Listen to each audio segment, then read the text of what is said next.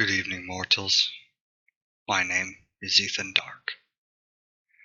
The original Black Christmas from 1974 is one of the greatest horror films to have ever been made, and set not only a great standard, but laid the groundwork for many of the best known aspects of horror movies. In the earlier 2000s, the classic was rebooted, and that was bad enough. But I'm not here to talk about that tonight. No. Tonight, we are here to talk about the abomination of this recent remake. For those who don't know, allow me to briefly explain the core of the original. The film took place almost entirely within a sorority house on the night of Christmas Eve. Several sisters are remaining behind for the holiday, and shortly before the break starts and most of the campus is deserted, strange calls begin to come to the house from an odd voice identifying himself only as Billy. As the calls happen more and more, the things said on the other end become more warped, voices change, and whoever is calling is clearly batshit insane. As night settles in, an unseen stranger begins to pick off the girls one by one. The movie was a brilliant suspense horror and didn't give you a lot of information, leaving you just as in the dark as the girls were. It was so simple in its design and yet executed so brilliantly. It was just gruesome enough to keep you on the edge of your seat and feel the terror, to see just enough of the carnage, but didn't dive into gratuitous, over-the-top, senseless gore and violence. It relied on the tension of not knowing who was doing this or why these things were happening. It was the fear of knowing that even in your own home, on the happiest night of the year, you are not safe. Now, such a thing may sound so cliche these days.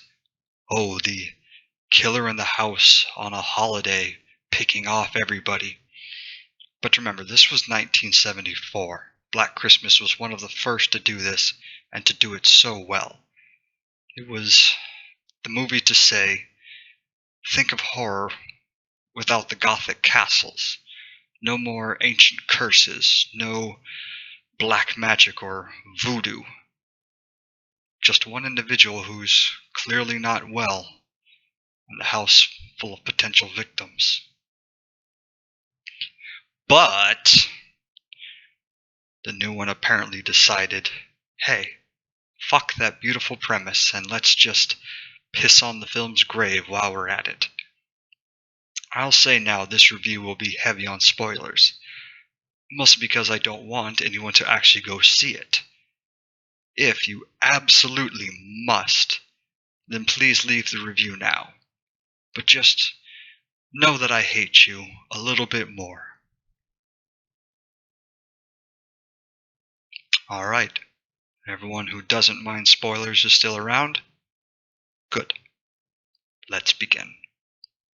While I have many major gripes about this film, I'm going to break it down into two main segments, or I'll be here all night.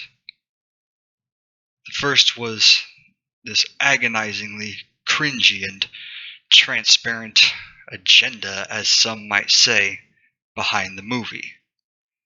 The thing is, it was simply delivered so frequently and so heavily, I honestly don't know if it was genuine or the writers and directors trying to make fun of such people. The film constantly barrages you with almost parody levels of wokeness, as you mortals say. The villains are all hilariously similar evil white men who all carry the same smug grin, while anyone who's not that is just entirely good. Why? Because fuck you as the viewer. That is why. Now, before anyone goes off thinking I hate it because it simply had strong women or other typical crap of that nature, let me say this. I am a master of horror. I am a connoisseur of the genre, and I know many, many things about it. The final girl is one of the cornerstone tropes, if you will, of horror. Hundreds of movies in the genre have concluded with a woman or a girl standing up to whatever the evil may be. Serial killers, chainsaw maniacs, dark forces. It's nothing new to the genre, and by no means something anyone should be complaining about. But when the final girl in Friday the 13th Part 2 axes Jason, it's executed so well. Not only does she rely on her own cleverness to outwit where she would normally be overpowered,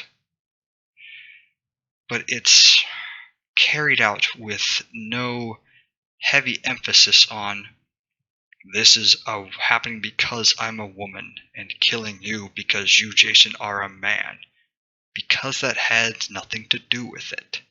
She is awesome and stands up to the killer because it's what she needs to do in order to survive, and does so with fervor.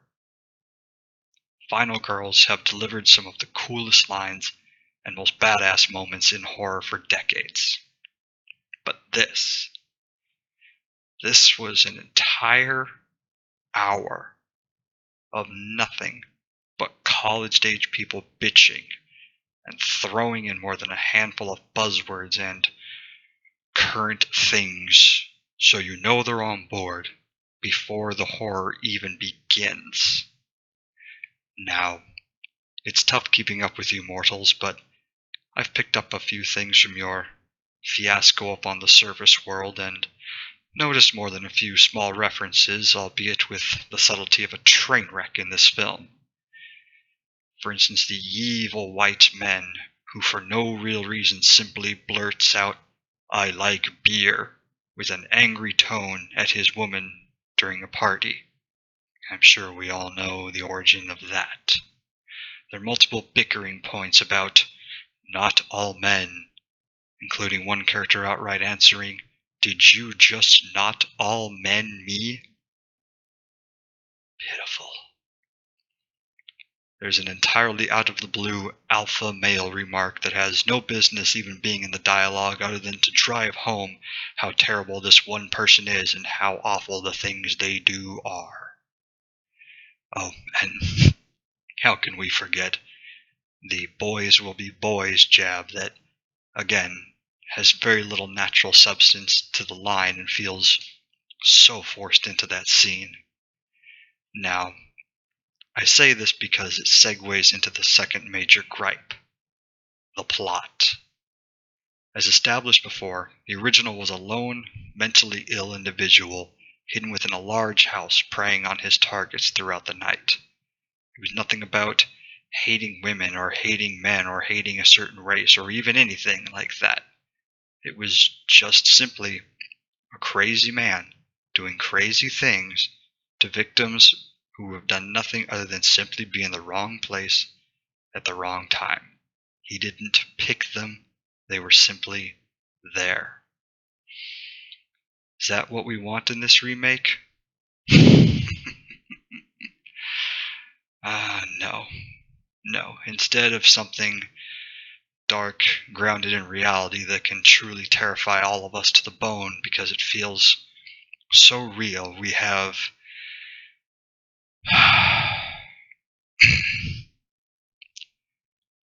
a fraternity with Alpha as the first part of their name, get it, who found a dark magic spell within the statue of their college's founder, who has no background other than one line where he is described as a racist slave owner and gives his followers in the fraternity superhuman strength that somehow never seems to be used anyway, in order to violently slay women on campus who don't want to be subservient.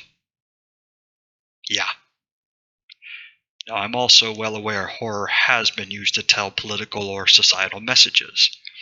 The original Frankenstein, Dracula, The Hills Have Eyes, the Texas Chainsaw Massacre, and Get Out. For instance, all of those have had social commentary or messages in them, but not only were they executed well, but they were crucial and tied into the plot. This remake just takes a bullshit slasher film, stuffs in some of the worst of woke Tumblr, shoves it all into a blender, and presents you with that. Now look, I've never been to a college. Far be it from me to question what horrible rituals and demonic activity go down there on an average basis. But given that it's implied that multiple women and men have been murdered by this cult, yet somehow no one on the college even seems to really notice or acknowledge that people are simply vanishing, the whole thing is just beyond far-fetched. Now I know, normally that's nothing out of the ordinary for a horror film. Hell, the genre is primarily built upon that. But this isn't a title consistent with evil cults filled with agonizingly blunt political climate references and black magic sorcery and zombies and slow motion rock music fight scenes. Yes, I am serious. This is a title that should be of suspense and terror and slow burn frights.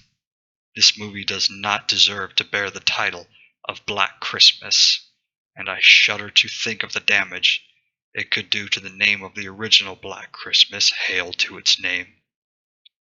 This wasn't even a laughably bad movie because it simply pisses all over such a key point of horror film history.